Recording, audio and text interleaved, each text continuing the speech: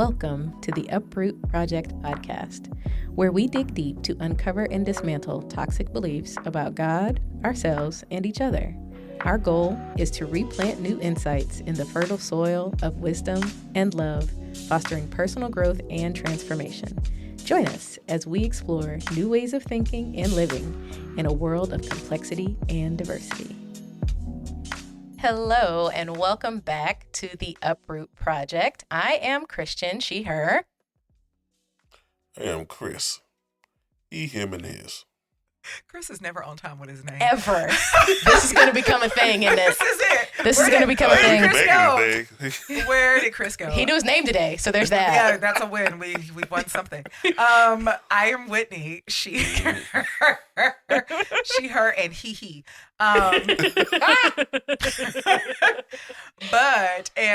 So thank y'all for joining us. I'm going to try to pull myself together. As we kick it off with yet another mindfulness moment. So again, if you are driving, please stay safe. But if you are somewhere where you are safe and you can take a second, also if you're driving and you at a red light, please keep your eyes open. Don't be that person. Don't do that. Focus. But just drop in. Everybody take a second.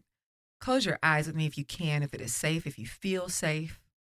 And let's just take a deep breath in and let it all the way out. So deep breath in.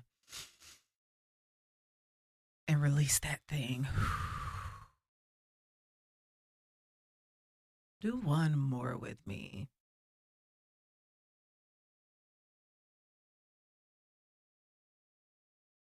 It's good stuff, y'all.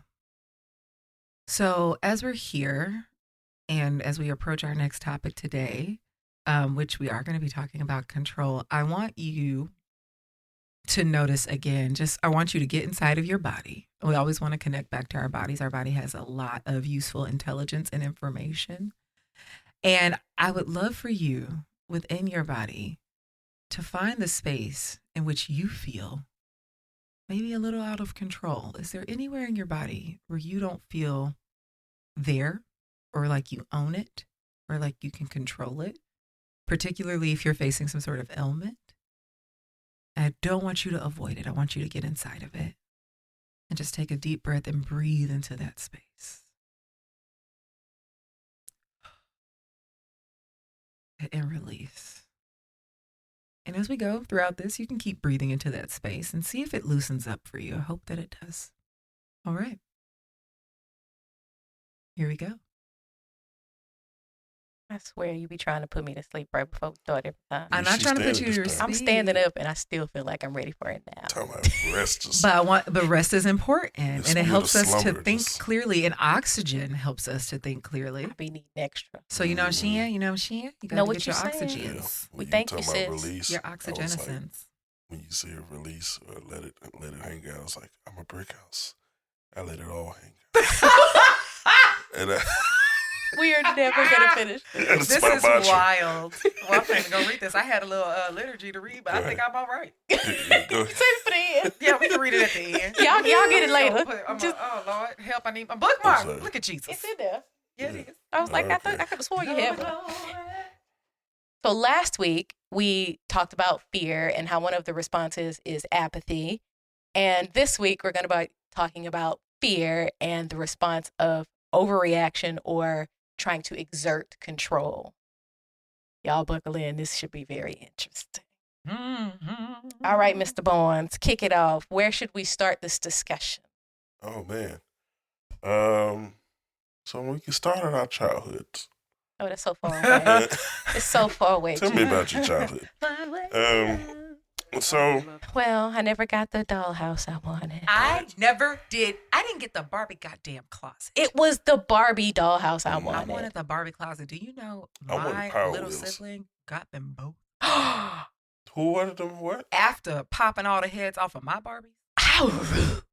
This is why, listen, I don't recommend little siblings. I have the best one, but still honestly, rough. Honestly. I don't have any. Neither does Chris. That's funny. Because they the babies. I don't have younger kids. Yeah. Younger siblings? Yeah, No. younger siblings, no. Is that why it's so hard to deal with your child now? Been an eldest daughter all by myself. You are alone. Sorry. As sis. eldest daughters always aren't. I see you. If Dramatic. y'all are eldest daughters, I see and I feel you. Are a leader. So, Don't you in your forget it. life, That's a lot of pressure. has that caused you to try to exert control?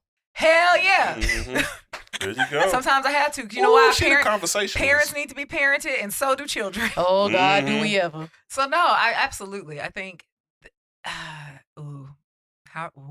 You have to decide how you want to enter this, and I know you do. Yes. So if I need to come back to you, I will. No. I think I'm okay. So in having a complex childhood, where there is love and trauma, lots of capital T trauma. I think there is the thing that I learned to do to cope was to like manage other people's emotions, right? Is that a thing? It feels like it is, right? Oh, and so okay. it's like if I can keep you happy, I feel then that. I'm no longer unsafe. Like I'm not at risk of being unsafe. So then what happens, it's a lot of that externalizing, right? When you're a kid, you cannot control Well, you much, can't control right? much as an adult. You can't control anything externally as an adult, right? But like even more so as a kid and like being like, oh my God, I don't even have autonomy. I can't just hop in the car and peace out. Right. This bitch. Like I need you. Yeah, I need you to show up, or I need you to stop. I need you to start. I need you to do something different. Yeah. Right? And so, or I need you to be regulated. And I think honestly, both my parents, like regulation is just not their forte. One of them the one who is alive still struggles to this day. Yeah. But the other one's regulating in hell. I'm just kidding. Wow. I'm just kidding.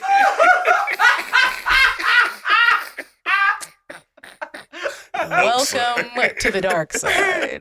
You have entered, and true form, the Uproot Project is going to keep you in the dark. What's crazy is y'all didn't see how he did his fist. It was so passionate. It fucked me up. Hey, listen, I ain't got no hell to put nobody into, and I don't think nobody else do either. And apparently he just be around here haunting me, so that's fun. Rude. I know. I'd be like the way my therapist has to kick him out of the room. I'd be like, girl, I got to do the same thing. Like, but anywho, that's woo woo. This real woo woo. But it's just my woo woo life. Hey, welcome. Howsoever, but yeah, like this idea that like if and even then it was like if I can just control and hide and please and tuck. Right? And that sounds like the fawn you talked about in the last episode. Yeah, absolutely. Yeah. Right? For survival, then it is like, oh, I can make this right. What that then turns into is you doing that with everyone in your life because that is how you, as a child, conceived your world, right? It's like, I am the puppet master. Right. Dance, puppets. Right. And even though people are harmful, right? It's like, no, everyone here can hurt you if you don't keep them happy. So you feel like you're trying to control that. And then when you get to my big age and probably some years prior to this particular big age, what you realize is, oh, that's bullshit. But like my little, it served me. Yeah. It served me. And to this day, even in dealing with my mom when she is dysregulated, it serves me, right? But in a way that I'm like, okay, I can't control how you're experiencing this. But what I do know is if I stay regulated, I have enough spoons to walk away. Yeah. There you go. Like that. So it's about regulating me. I'm no longer trying to regulate her. Right. Because when I regulate her and try to control her, now we're in a power struggle. Exactly. Right? And nothing that either one of us gets accomplished. So I think that has probably been my life struggle with control is like, you cannot control how other people feel about a thing. Right? But when you are, what happens? You're swallowing your truth. You're not speaking life to your own experiences and like you're people pleasing all because you're trying to like control people's levels of joy and happiness and frustration with you and all of these things. And so we don't do that anymore. Y'all just gonna have to be mad. Yeah. All of y'all. Because I'm going to be me at the end of the day. I can only control me and I will. I commit to controlling me. I can only be me. That's it. No one else can. That's it. So I'm not going to sit here and be something else for y'all. That's it. But I also don't require what it means now that I have more spoons. Thank you. Now that I have more cucharas. Yes, in Espanol. You remember when we couldn't figure out how to say spoon in Brazil? Or was it fork? We couldn't figure out how to say fork when we were in Rio. Was it tenedor? Isn't that fork? It's tenedor, but we could not get it in Portuguese for nothing. We were like, Doing The all these thing I motions. need to put the food in my It was face. tough. That and ketchup really fucked us up. Oh, girl, I don't remember either one of those remember these words. things. No. The situations I remember. Oh, yeah. I don't remember the words still. But I learned that all the cheese is white everywhere else in the world except here. Anyway. Wow. Yeah, that's a revelation. Totally. But yeah, because what that is, like, once you stop trying to control everybody else and you realize the only person you can control is yourself, like, you're able to actually love people better and show up, because what then happens is I don't need you to be a particular way for me to be safe, because I am safe because I'm controlling me. I also am an adult who has autonomy. So that helps. I mean, don't let your kids listen because we cuss a lot, but like, unless you don't care about that, but like for children, they don't have autonomy. This is how they maneuver, right? But I have autonomy and I can control me and I can leave and there are all these things I can do.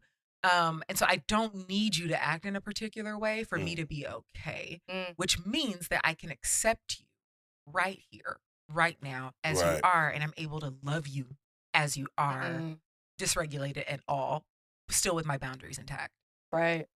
And I think that speaks to like the larger context, right? Of like, I think about our political environment, this idea that like we all need to agree. We do no, not. the fuck we don't. We don't. We can't. We won't. That's not realistic.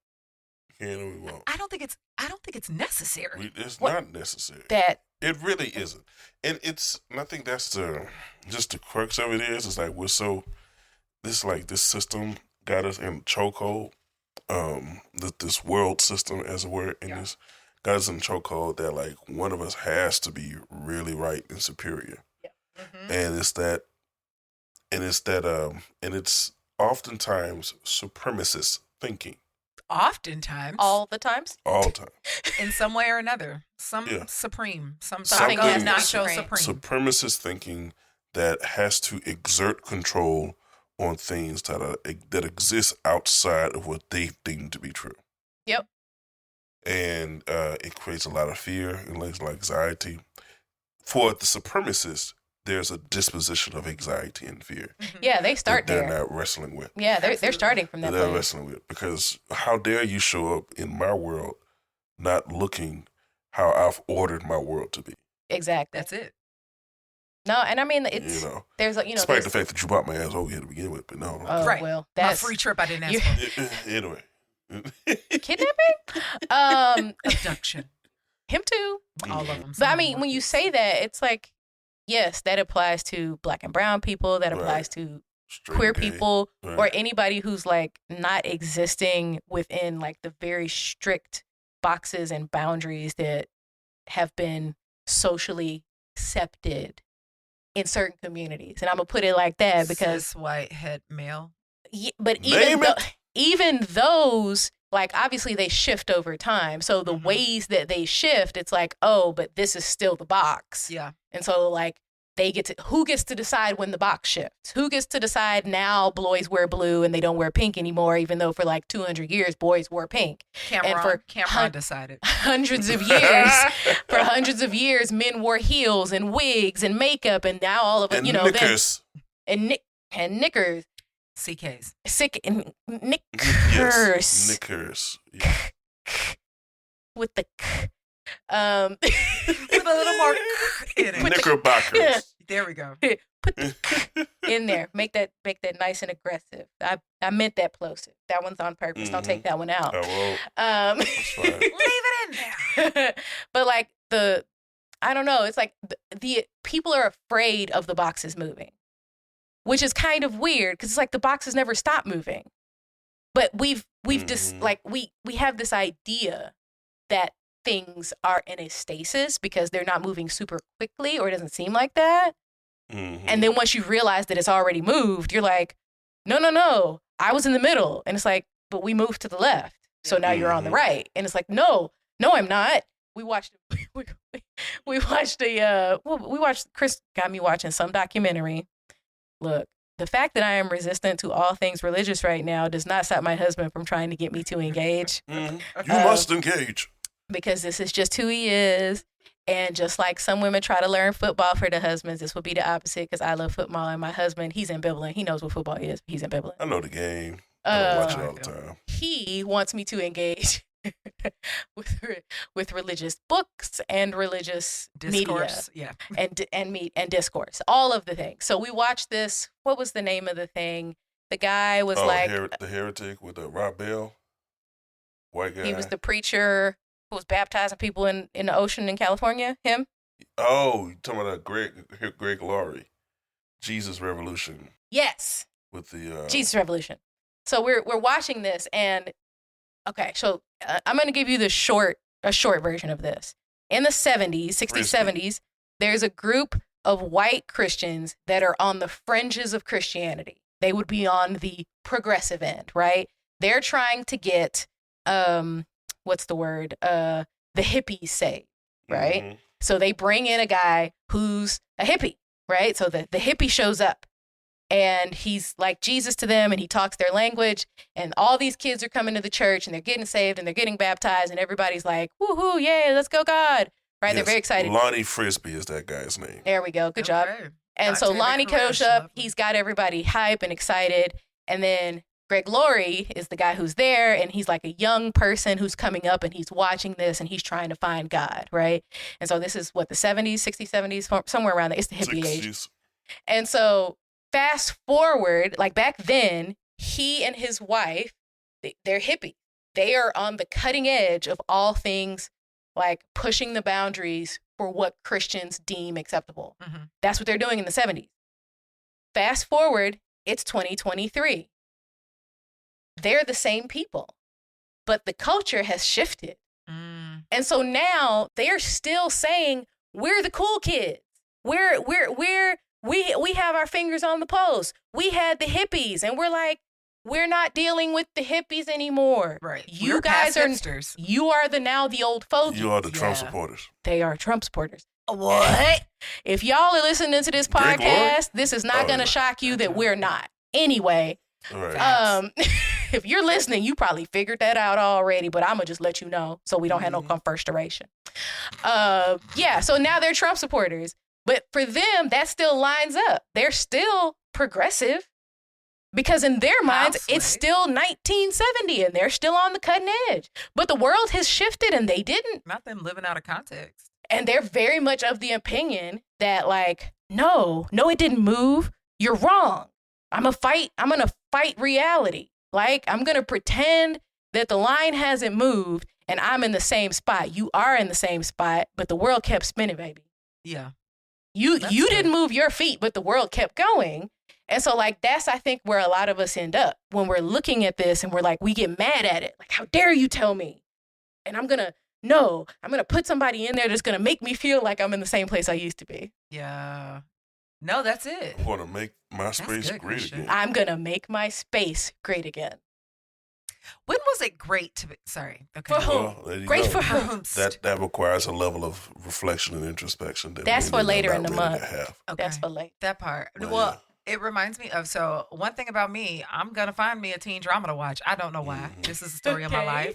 Such is life. So I've been watching Heartbreak High. I actually finished both seasons. Oh, okay. It's on Netflix. It's not Heartbreakers, right? No, you're talking about Heartstopper. Heartbreak High, okay. It's like based in Australia. Oh, no, I haven't seen that one. Yeah, it's pretty, well, listen, season 1, I had to take a break because it got too dramatic, and I don't like when things get too dramatic. I'm like, life is dramatic. That was too much. It was messy. That's lazy writing. Yeah. Okay. Y'all could have writers, are you listening? But it was good. It was good. But second season, they end up, part of what happens, part of like the big premise of the show is that there is some secret wall this girl and her best friend like create, and they write down like who's hooked up with who on the secret wall I've in seen the school. This. Okay, great. And so they get the best friends are having a tough time. So they're like on opposite sides of the fence, but the wall gets discovered. And now everybody that was on the wall has to be in like this sex ed class. And the teacher who is teaching it is like, actually, can we just make it like a true like learning experience, right? Mm-hmm. And so I forget what SLT stands for, but that's the name of the class. They call it Sluts. Yeah, I remember that. And it's a really good show. Yeah, it's a really good show. So first season, like they're having conversations about consent and like really deep conversations about like the systems at play and how that plays into sexuality. Well, season 2, what happens is we get a coach in here who is like, it's giving very like Republican, of a certain type. And he's just like, these people, it's the woke agenda, right? And he's like, these people, they're just down on men and they don't want men. We are the ones that are now getting canceled. Uncancel us. We should not be canceled, right? But without the reflection on the behavior that is causing which canceling is the not time real. I said that the aggressors think they're being exactly aggressed. What it made me think of. And so that's how he painted it, as if like we as men, because he took a lot of the boys. He took mostly the straight boys and the male two student, bi boys too. Yes, so cis male students. Yeah. But he like takes them and is trying to indoctrinate them. I don't think I saw season 2. No, and I can't like tell you all what happens, but it gets wild at the end, to the point where it's so wild it's out of his own hands. Yeah. And he's just like, they take it shit, too far. I didn't even mean to go that far, and like fucks up some shit really badly. And like the one kid that is kind of like the gross kid in this, well, he's not gross, but he's like tall, white, blonde, right? But like disgusting views, is the kid that he latches onto, like, yes, you're going to be the student leader for this movie. Right, Turns out this kid don't even believe this shit. He just struggles because his mom's like a man hater. And he ain't got no daddy because he was an IVF baby. That's what we learn.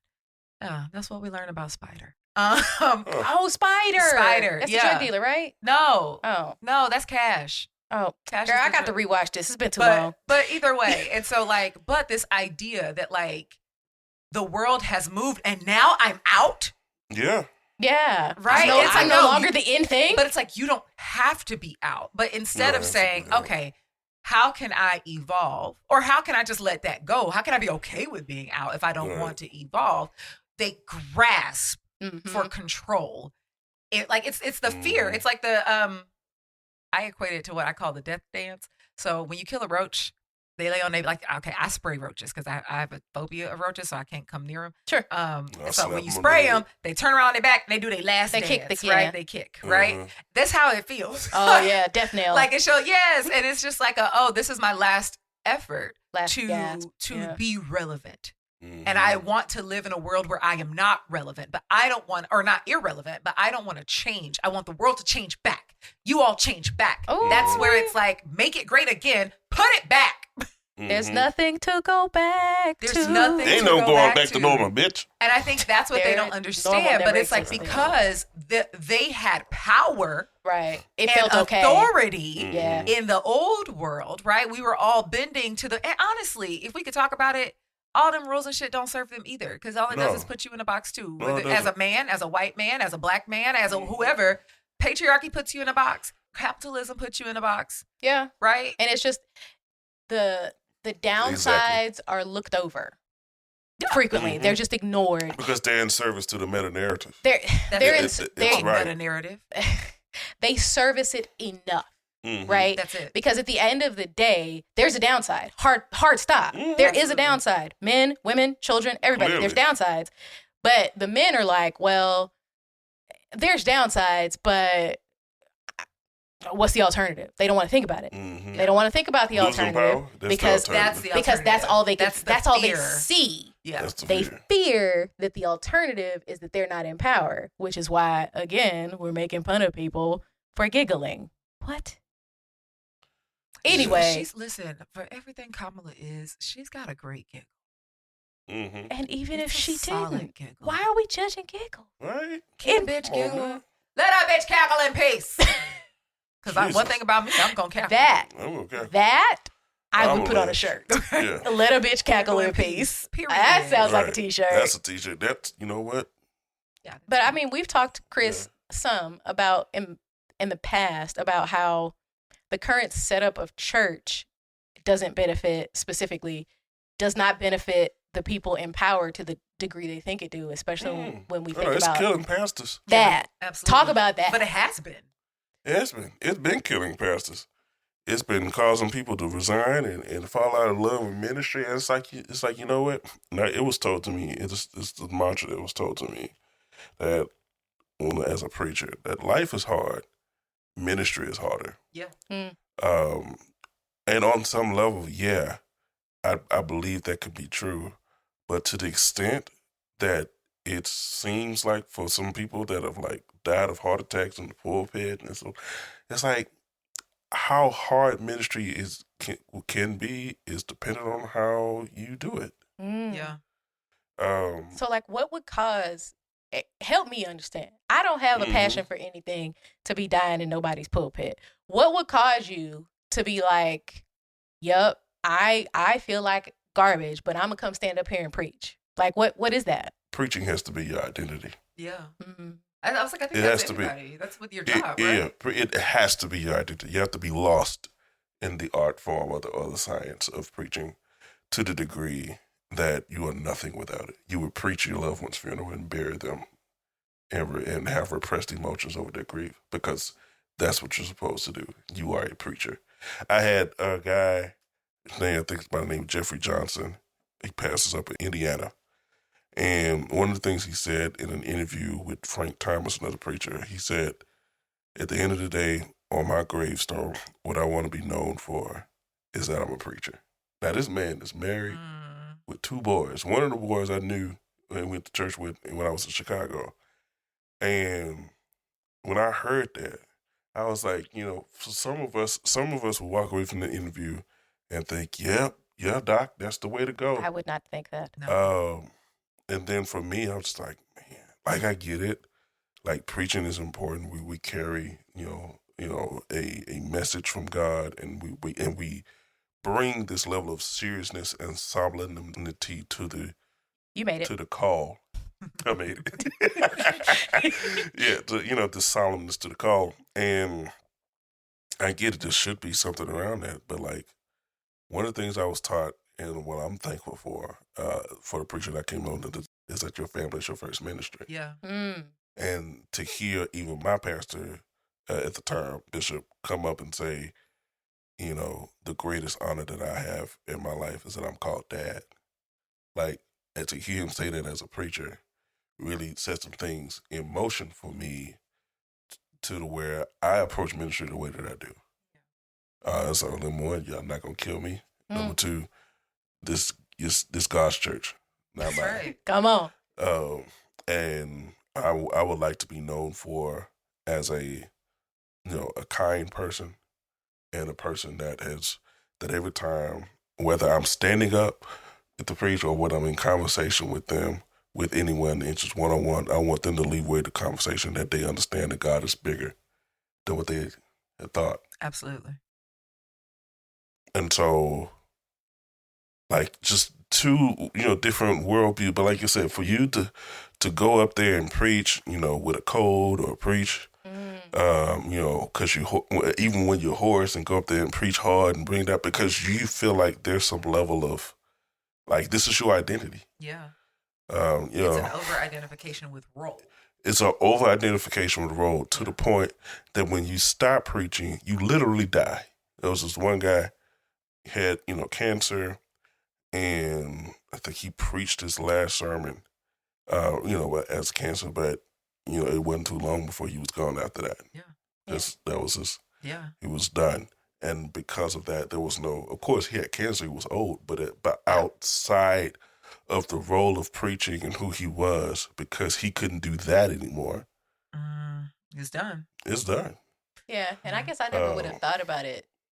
It is mind-boggling to me to identify with a job like that, because in my head it's a job, right? Yeah. But for them, Right. No, it's like, a vocation.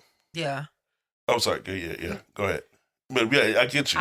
Here's what It I'm is a saying. job, but Those 2 things are not different in my head, gotcha. right? Yeah. I'm not saying they're not different, Yeah, but yeah. in my head, Right. that's the same. That's work. It's work, Yeah. okay? And so for you to be like, oh, for instance, right? Chris loses his voice and is like, I still have to go preach. And I'm like, why? Yeah. Because God's got me, and He called me to preach. Like that's That they just like, look, I understand. But your body need rest. right, your body has shut down. Your body is telling you something. Whitney talks about this every Right. single episode when she's talking about when we're doing Right. our moment. Listen to your body. Listen to your body. Your body has things to tell you. Your body knows. Your body like, is intelligent. your Right. body, like, if your body is shutting down, now maybe this has to do with like, oh, I've been procrastinating and I stayed up too late and I haven't been drinking water. Maybe there's like, your systems are fucked. Your systems are messed up because you haven't been managing them well. But even then, that doesn't mean it's like, oh, I got to override it. I fucked up, but God still needs me. Does he though? God still needs me. Nobody else can be used this Sunday. Right. God called me, and as long as I can do it, I'm going to go up there and stand, and God will stand with me and preserve me because I'm doing his work. Which is wild.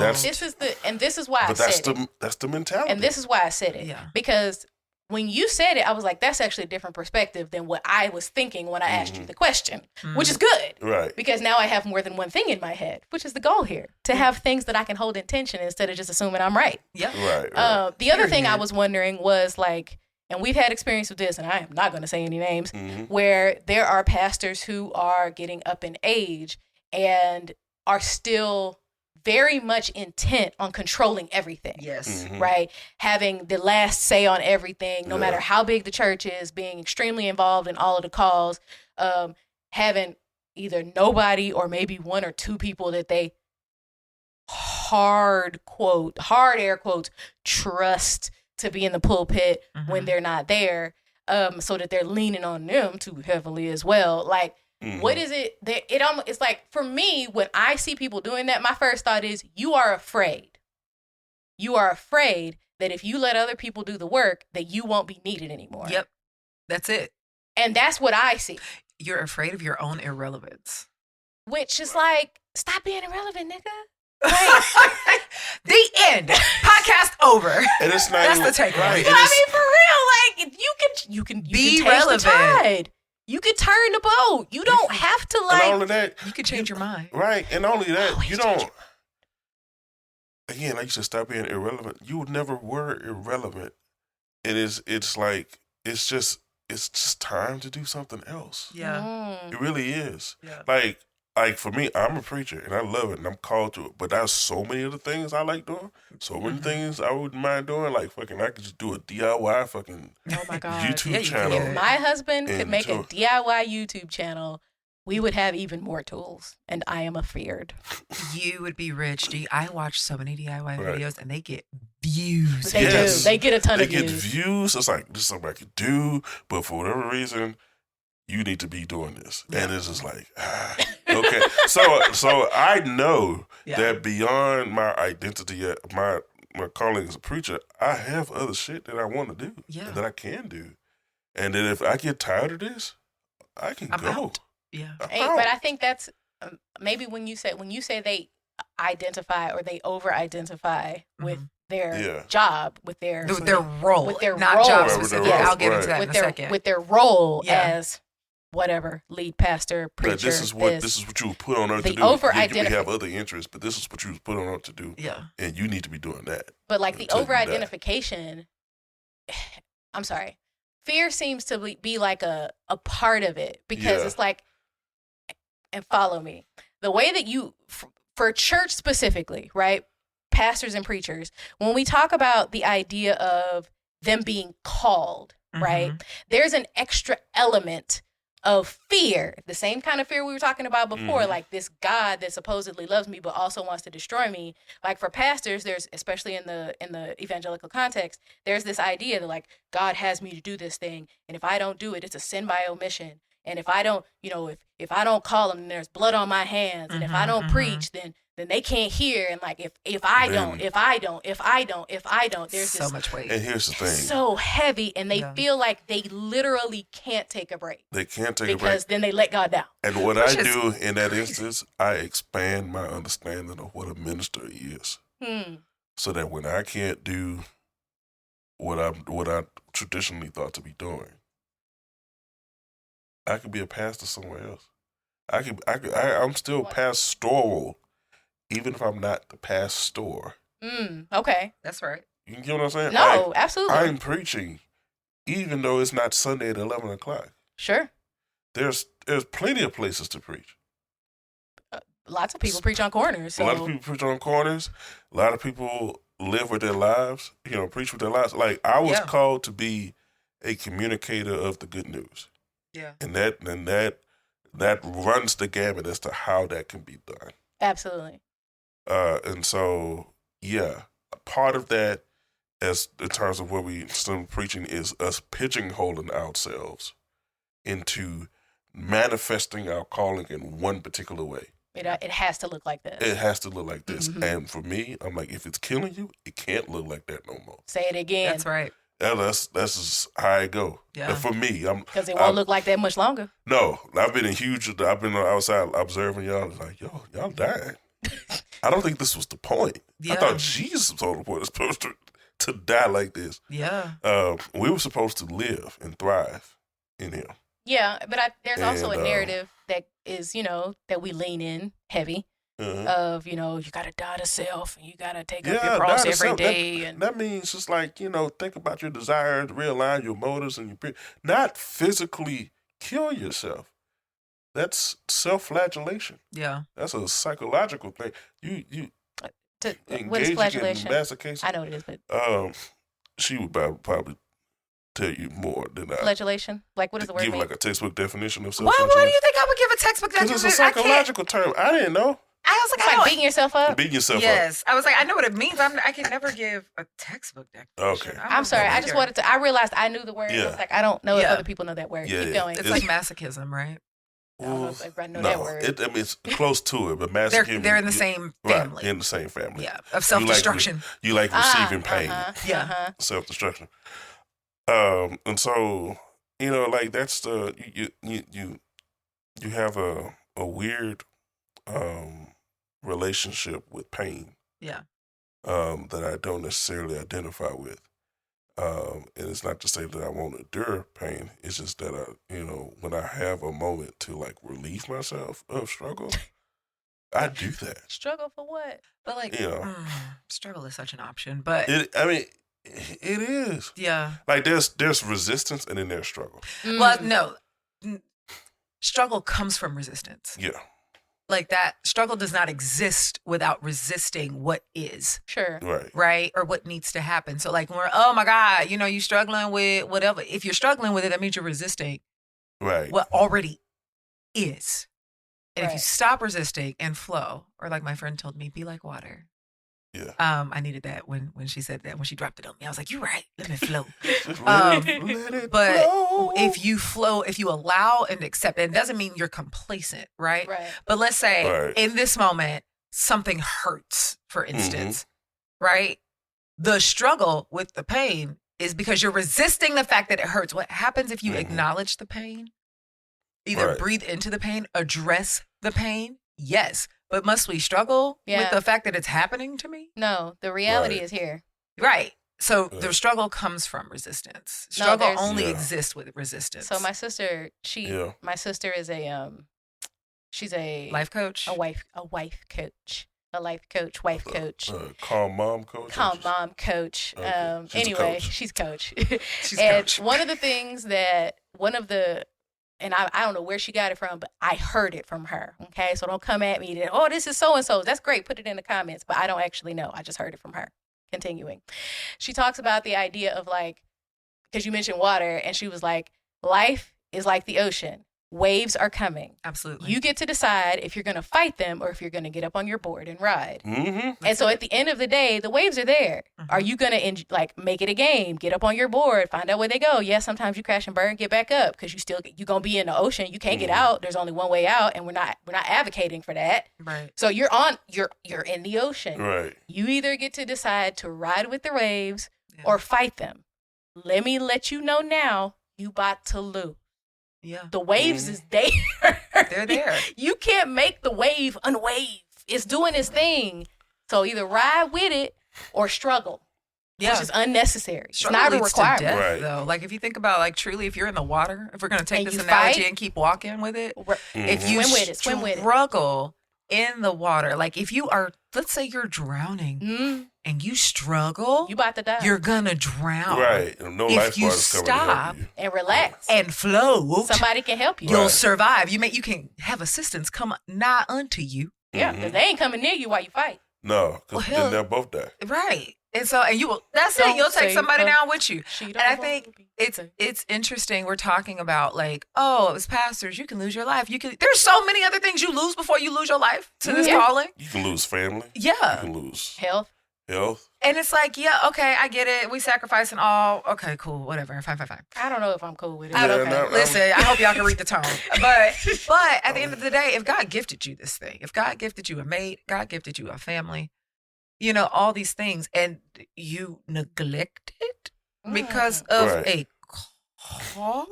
Yeah, and see, that's the thing. Like, the people, I've said this before to Christian in the past, that the people are the work. Yeah. When you neglect people to do, quote unquote, the Lord's work, what is the Lord's work in particular when you do that? Right. That's a good question. What is the Lord's work? Because if it ain't the people that God has assigned to you, then what are you doing? what is the Lord's work? That's it. All of his stuff involves people, so I don't know what he's doing. Listen. So when I pay attention to my wife and listen to what she's saying and attend to her, I'm doing the work of the Lord. Absolutely. When I'm taking my stuff back from the church and allowing the church to speak in my absence and allow them to grow and thrive, I'm doing the work of the Lord. Mm-hmm. And so it's getting out of trying to control or put what God has assigned to task you to do in a box. And it can only happen this way. And you're going to find yourself very limited and sitting at home a lot, not doing anything because you can't do it the way that you think it's supposed to be done. Yeah. That's a whole word. It is a whole word. It just makes me think of like thinking back to overreaction of control. And now what? You fighting and you lost everything and you still fighting and you losing yourself. And like, what happens when you face God? What's that conversation like? Oh like? my God, thank you so much for destroying everything around I you ever to gave preach. you. Destroying everything around you that I ever gave to you, just so you could be loud and probably wrong. And up front. You tell me probably wrong. Because if you are neglecting all these other, you're missing a lot. You are missing a lot, and I don't think this is relegated to just pastors, Absolutely. right? No, it's like not. this is relegated to role over identification. And so I said I was going to circle back to that because I think that's what's important. That is what leads to like this sense of like, I can't let this go because I'm so identified. So whether that is I'm a leader in whether it's church, company, whatever, I'm a parent. That is a role that people easily over-identify with, and then you lose the other shit you are. Right. And now it's like, at some point, this kid leave your house. And then what? What's left? And then what? Or at some point, this kid becomes a teenager, and you are less important, right? That is developmentally appropriate for adolescents, for their friends. It's going to happen. That is the journey of growing up. Yeah. And their friends will become more important than you, right? Yeah, you still got some authority. But like they not money, so that's it. But they're not listening, right? Because your word is less important than so. Who are you without that child? Who are you if you're not a parent? Who are you if you don't have this big job? Who are you if you're not the person that helps? Whatever the role, like one of the roles I had to question: who am I if I'm not the eldest daughter? Right. Now the fact of the matter, I'm gonna be the eldest daughter. Y'all gonna be parents. Like these are the things. But like the over identification with this thing leads us to a type of self-denial we were never programmed for. That is why we get sick, right? That is why we struggle. This is why we're having these things, because we are caught up in the who we should be of it all and ignoring who the fuck we are in this moment. And right now, I'm a person that needs rest. And we prescribe our suffering to others as a way of justifying and validating our own decisions about our path. Say some more. Wow. Take him now. I'll give you Dominique Dawes. Yes, Dominique. She, great gymnast or whatever. I saw on the Instagram post of Simone Biles' wedding photo with Jonathan Owens. Mr. Biles. Mr. Biles. You ain't gonna do that, man, like that. Yes, I am. You don't know Mr. Biles. You seen that shirt he had on at the Olympics? What he said? Said Biles. Oh, okay. Well, there you go. He's got a face on it. And because he Mr. Biles. He was tracking her scores. I was so proud of him. He was, He was there. He was present. He was present. Hey, he showed up. Hey, man. Good job, Jonathan. Come on, Jonathan. You gotta support your yourself. Keep it up, baby. I ain't gonna say all that. I don't know you like that. Keep it up. We proud of you in this moment. We hope that you're on a journey of self-discovery. I don't hold my breath with some folks. Because one thing about niggas, you start trusting them and they start shenaning again, and nobody has the need for that. Let a nigga shenan once. That was one of the funniest things I heard last year. Where was I going with this? I'm sorry. Where was I going with this? Oh, I apologize. you were talking about, you brought him up. Why did you bring him up? Oh, Dominique Dawes. Dominique Dawes, thank you. Man. Pictures under comments, so wedding pictures photo. and the comments that she said to Simone Biles was like, yeah, you know, it's so great that you're an accomplished, gymnast and all that. We celebrate you, but there's no higher calling than that of a wife and a mother. I was like, God damn, come on. I could have swore you were making the red chick sound. I was correct.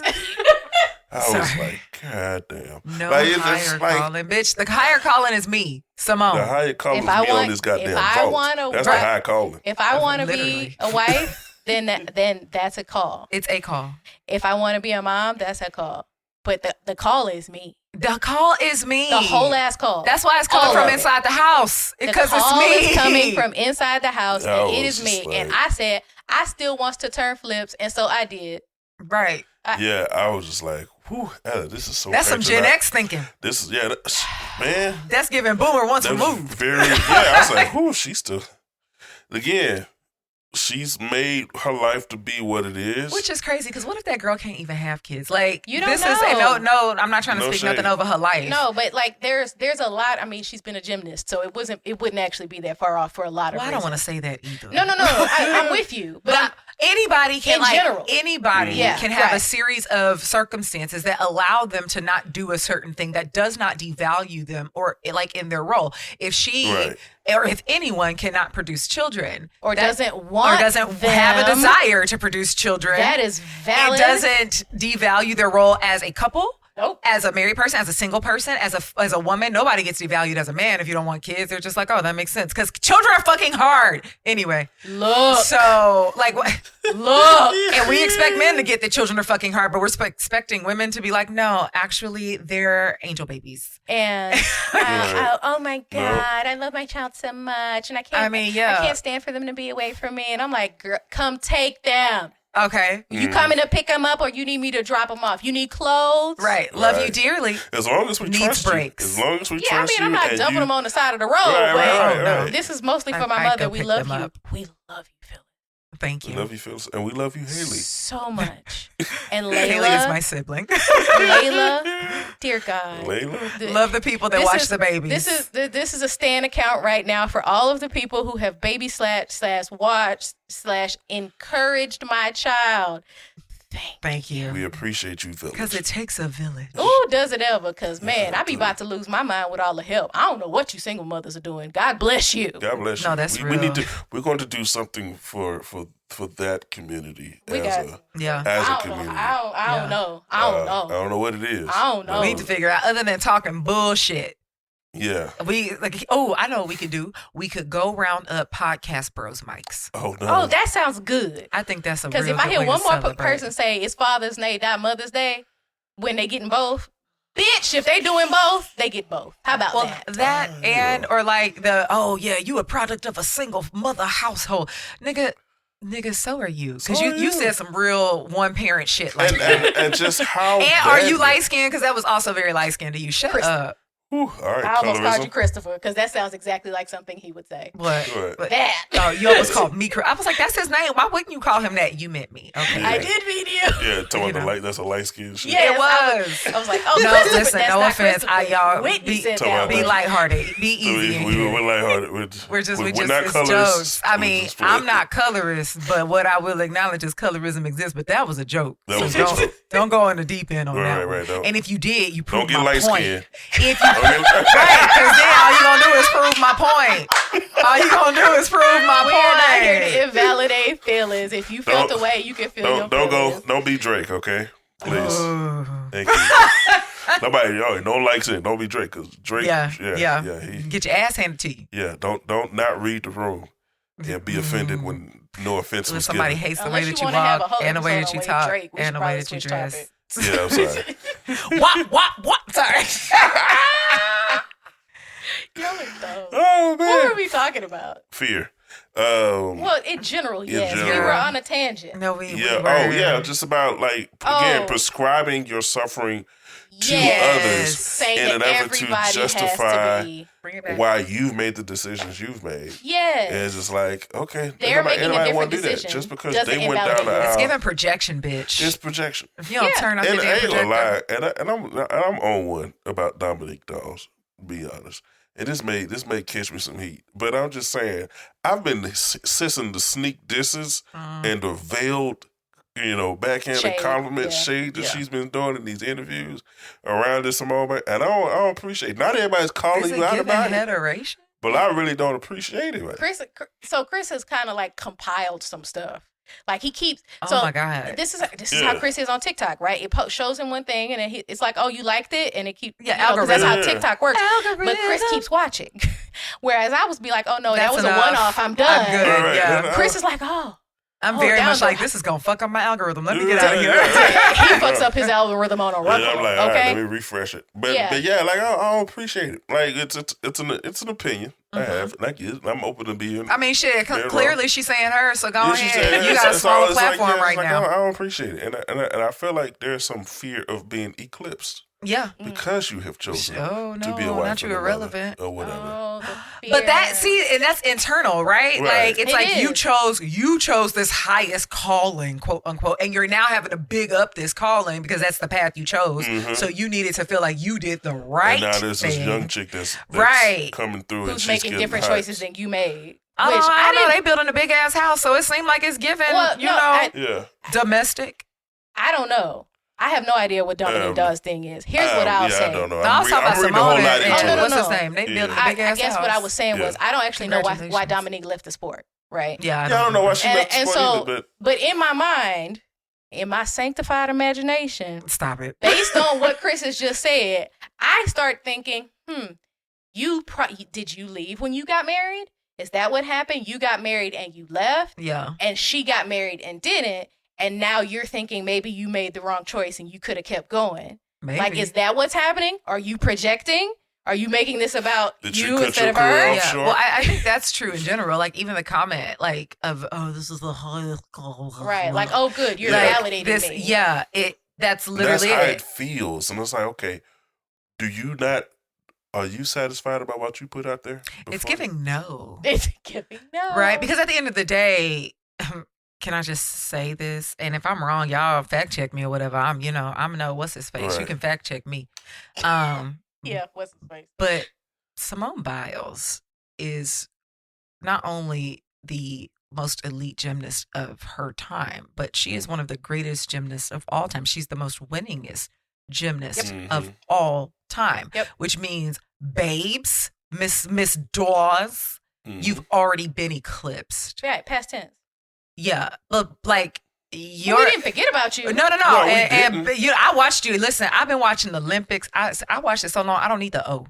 I watched the Olympics. Start with Right. the L. I watched the Olympics. I've been watching the Olympics my whole life. Me too. All of it. My whole All of life. it. I've never I been- remember Summer watching and you, winter. Dominique. Never missed one. You know what I'm saying? And she was Magnificent Seven, right? Yeah, I think so. Yeah. Yeah. And Yeah. was fantastic. It Wonderful. was amazing. Some of her skills are still iconic. One of the girls who Absolutely. missed out on the team because she got hurt during not qualifying, when they try to get onto the American team. I can't Yeah, think of the name. trials. Trials. She got hurt right before trials. She actually was doing one of Dominique's like signature mounts. Yeah. Right. Onto the beam, but she ended up tearing her Achilles. But like, so it's not Damn. like See, you got people- stronger Achilles than these young girls. What? And well, at least you had. Well, I'm just kidding.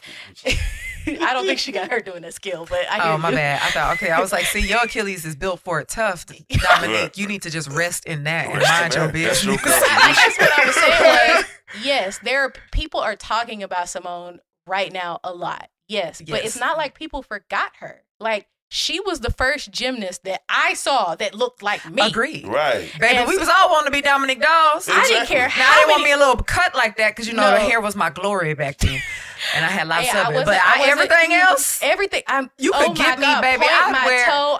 I'm walking in. I'm wearing leotards everywhere. I'm walking in the living room trying to put my Right. feet in front of one another. I'm ready to do a tumbling pass. That's it. Never mind that I was too scared to actually turn Right. a flip. But I wanted to do a tumbling pass. In my spirit, I felt it. I loved it. In my spirit, I was flying but my high. body was scared. And it's right. And it's not to say that I don't have any love for Dominique Dawes or recognize any contribution that she's made to the sport.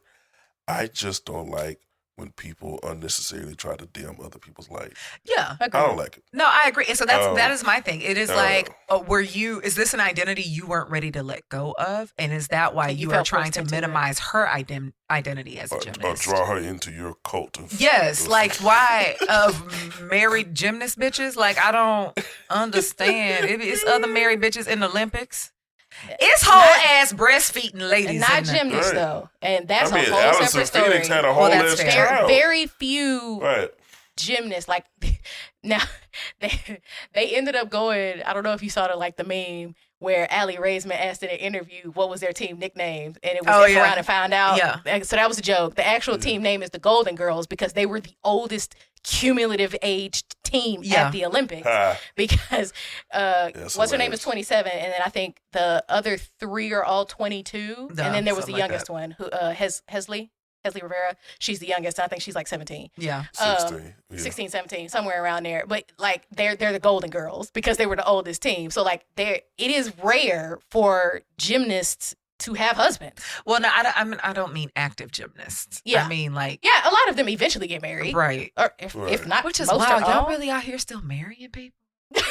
That's crazy. I mean, I hope y'all doing it on your own terms. That's when I say only the couple's own terms. But I agree with that. But I mean, there's something to be said about when we are afraid that our initial one of the common reactions is to try to control things. Absolutely. And to try to keep them as comfortable, as familiar as we can via literal force of will. Yeah. The thing is though, it don't be working. It doesn't. Right. And it's exhausting. Well, and it's stagnating, which I think we talked about in episode 1, right? Like this idea that if you're trying to control for everything to stay the same, how do you grow, baby? Yeah. Yeah. And you're actively, when I think about it in terms of some of these pastors and even some of our politicians, you are actively resisting the opportunity to grow. It's in front of you, beloved. It's right there. Reach up and get it. Right. That's it. It's right there for you. You're right. Growing. Sorry, there's a gnat. Yeah. Gnat alert. Oh, that motherfucker. Gnat alert. Landed on me. Okay, sorry. I cuss when there's bugs. And when there's not. You cuss when there's a mic in front of you. I cuss when there's no mic in front of me. She said when there's bugs and when there's not. Yeah, when there's not She bugs. whispered that last part. Yeah, I cuss all the time. I like language. Cuss words are language. Now, I was reading this stat, and this may be self-justifying, but I don't care. I was reading this stat that people were saying that people who cuss have higher IQ. Yeah. Yeah, I've heard that. I mean, I do have a pretty decent. And more expansive vocabularies. More expansive vocabularies. I feel like it applies in this room. Absolutely. I mean, it does. Correlations, not causation. And all it is that, not. But still, it's still correlation. We're not smarter bitch. because we cuss, but there is a. It's correlation, bitches. Y'all are dumb. I love it. Stop calling us dumb.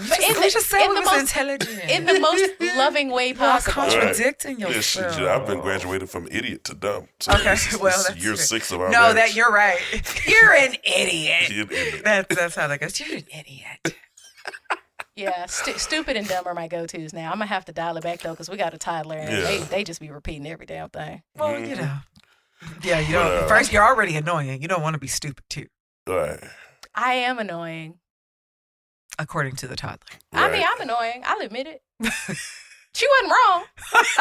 In the moment, she was. No. In the moment, she was. I was literally doing a thing she requested I do the way she asked me to do it. And she looked up at me, adjusted her eyes to look perturbed, and was like, "You're annoying." And then looked back down and went back to what we were doing. Like, you know what? And I was like, "Did this really happen?" Yes. And then the next day, she called the daddy annoying, but she used it in the right context. She did. Right. Because I was trying to put a shirt on her. As dads are wont to do. Dress children. To dress your children. But did she have to wake up for that to happen? She did. You see the problem? Yeah. I mean, that's me. I blame you. You're annoying. She did the, you're annoying. It's like, you have it. You got it. You got it. But And you are annoying. You are annoying. If you woke me up trying to shove a shirt on my head, I'd call you annoying too. Just look at her. I'll be that. Yeah, that's fine. Get the shirt on. You're right. Put the shirt on, though. You put the shirt on. I'm annoying and you naked. You see the problem? I'm not even mad at you. Express yourself, little baby. That get part. the shirt on. Right. And feel your feeling all the way through. Where do you feel annoyance in your body? Yep. Shove shirt. Right. Is it over your head? Big ass noggin. Oh, it is. Right? I love it to bits. It got so much brain in there. It just so much brain. I You might as well just put that baby on the podcast. When she was around 1 or 2, she would take her to daycare and she would be crying. I'd be like, that's fine, you can keep crying, but you got to keep moving. Yeah, that part. Go ahead and let it out. Literally, I have had that conversation with Sydney. Said, go ahead, girl, just let it out. Express yourself. I just look at her and she'd be like, well, okay, I guess I'm done with this. I guess I'm done now. I guess I'm done. Did not get the reaction I was hoping for, so I'm over it. Next. So we feel our feelings, and the emotions emoted. They're right. And that was the end of the cycle of that emotion. Now we can move on. Welcome to the end. Welcome to the This end. is what it feels like. It's like, oh, you felt a way about that. And I the felt a beginning way of as the well. rest Let's of have a your discussion fucking now that you're done. Right. See, we didn't even have to threaten to give you something to cry about. Oh, she was already crying. That's dumb. I'm sorry. I'm sorry That's to everybody so weird who to me. said Stop who crying said if I that. give you something to cry about. You already did. I have something to Why cry do you think about. I'm crying? You think I'm crying for no reason? Right. That's what it is. You know why I'm crying? Because you're dumb, parent. They're saying, I'm going to give you something that I think is actually Worth crying about.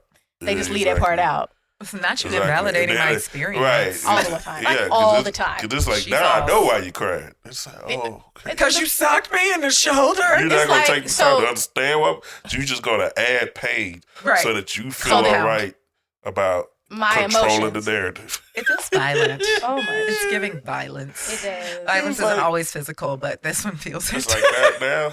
I have done it verbally as well. And I be feeling bad about it. There's so many ways to be violent. I have done it. And I'm like, oh, that was terrible. Which is what happens. Like to tie that back in, right? Like sometimes that resistance to change, it becomes its own type of violence, whether that's verbally, whether that's emotionally, psychologically, hell, physically, as we have seen. Right. Like that shit is wild. So now, because you scared, now we all got to be at risk. Now we're all scared.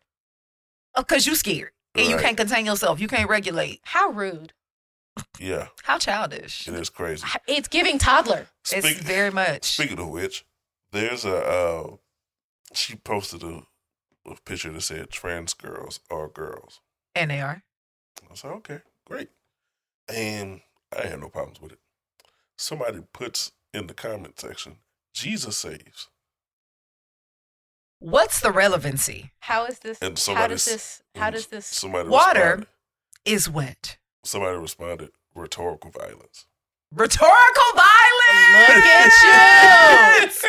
I love it. That's exactly what that was. Yeah, and I you know, somebody, what do you mean? I just wanted to. It's like, but you knew what this means. Yeah. This you. We're not gonna pretend that just came out your ass. Right. Like you We're were not just gonna being do that. nice. You just felt it in your spirit. Yeah, and it was a form of fair play, so there was a surprise when I took up for it. It was like, yeah, like, what do you mean? I was like, sir, whether or not we agree on what this premise, the fact that you did, I'm talking to you about what the fuck you did. What you did, yeah. Not whether or not you Not agree. Hey, whether or can we not- talk about how it was passive aggressive rhetorical Yes. Yeah. Like, I don't violence? appreciate Sorry, sir, that was bitch made. That's that bitch ass nigga It's shit. that bitch ass. We was just talking about this on break. It's that bitch ass nigga shit. Hoe ass nigga. Oh, ass nigga. You a hoe ass nigga.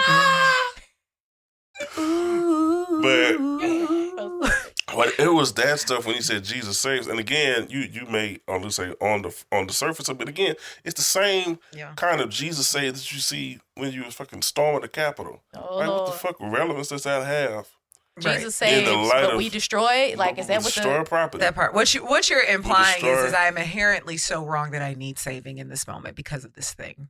I mean, that's what you're implying. That's You're what you're implying implying that my to- humanity is not sufficient. So right. So there's a level of rhetorical violence that you get Absolutely. into when you say passive aggressive shit that on its face can be seen as benign. Mhm. Or when you dig even- under it, it's very hellacious It is. and harmful to say that in the face of affirming someone's identity and humanness, you say that Jesus saves from what? My humanity? Right, my humanity. And if your answer is yes, why is that specific to this person then? Mm-hmm. You could put that on every post on Facebook. That would apply. That would apply to just somebody could be like, "Oh, I bought a house. Guess what? Jesus saves." Put it on every post. Jesus saves. Don't get caught up in your material belongings. Jesus saves. Keep the same. Keep that same goddamn. Oh my God, we're engaged, and Jesus saves. Jesus saves. every post. You're married to Christ first. Jesus saves. If you can't tell, First of all, we are familiar with people who say things in response to basic stuff. Yeah. Like there are people who do this. Right. That say stuff like this. It's like, oh, don't get the big head about it. Like everything. Mm-hmm. That's the energy. Remember that God put you there. That's some inferiority shit. Remember where you come from, nigga. Because I was gonna forget. That's what got me here. Oh, okay, that's crazy. Y'all wilding out on this page here.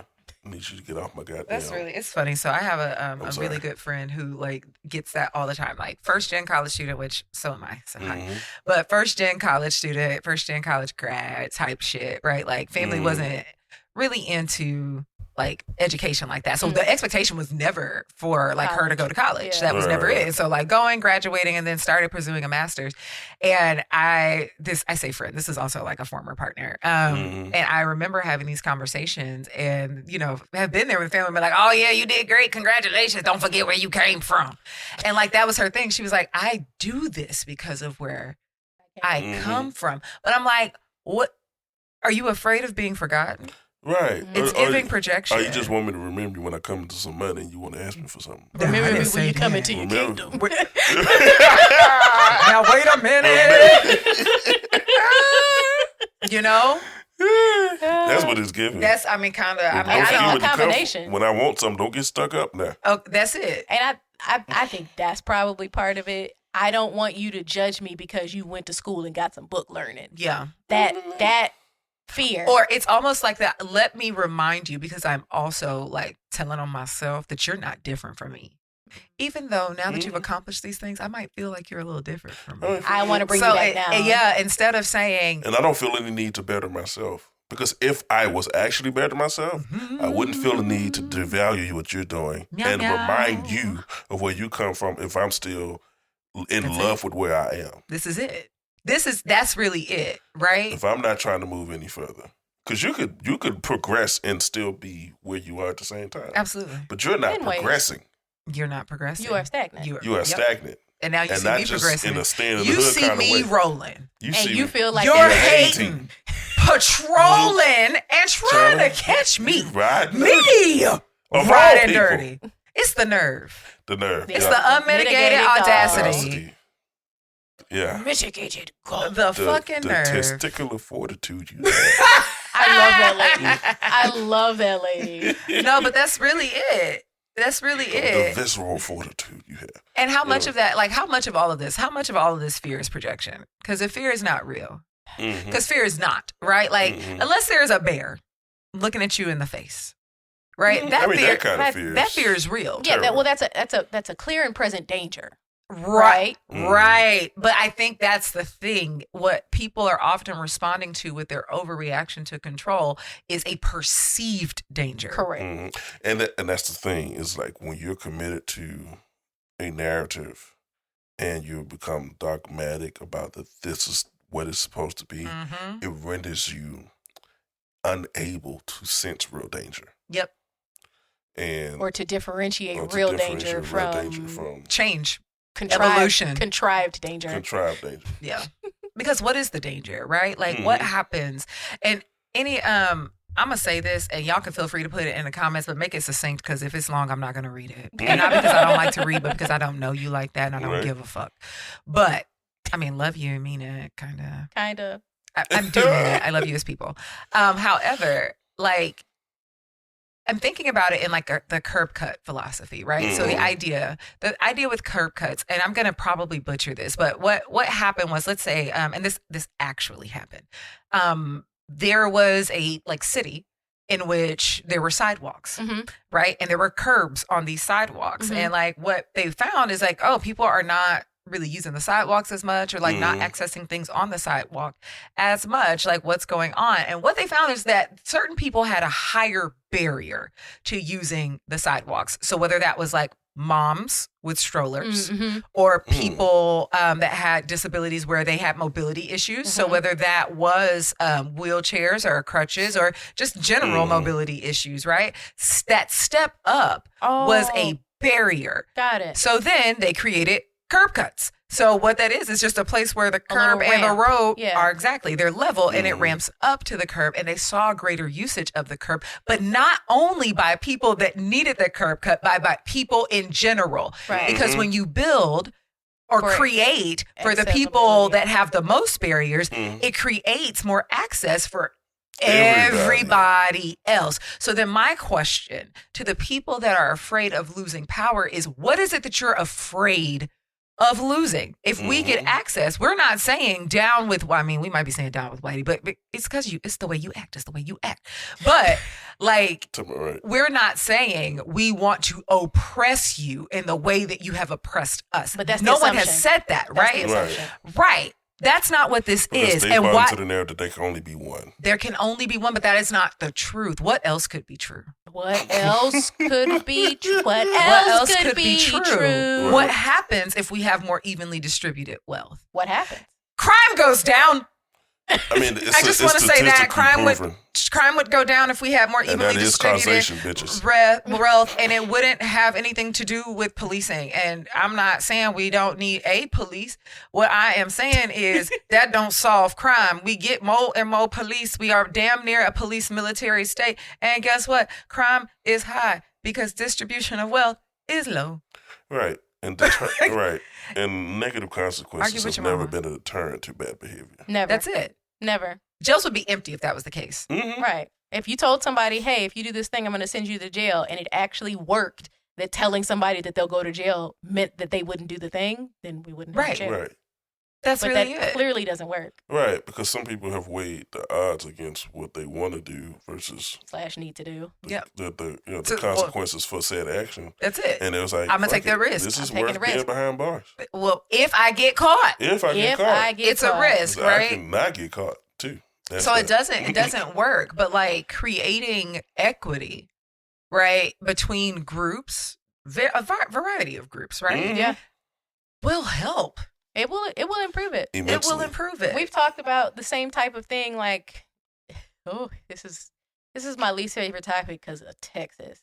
But the idea that if you remove access to abortion, then that will decrease abortion. That's not how that works. And that's not how it worked before we had access to abortion. Never history worked is right that there, way. bitches. It's right there. It is never that worked that way. So close. And there have been so many studies done that the number one way to decrease quote unquote unwanted pregnancy is to teach comprehensive sex education, which we refuse to do. And what we won't do, we'll police your body to the gods. But we won't educate you about only if you don't have a penis. If you have a penis, you can do whatever the fuck you want. Yeah. But if you don't have a penis, then we're going to police you.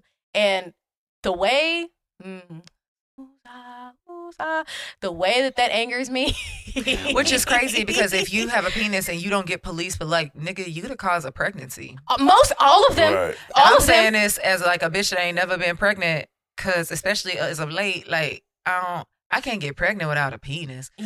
Or somebody, without you know, I mean, you need a Y chromosome of sorts. You need a penis, right. Whether it goes inside you or not. The fact that I'm just saying, like you can't make one without what comes out of a penis. Correct. Right. The fact that the burden of responsibility to prevent childbirth is on the one who receives. Correct.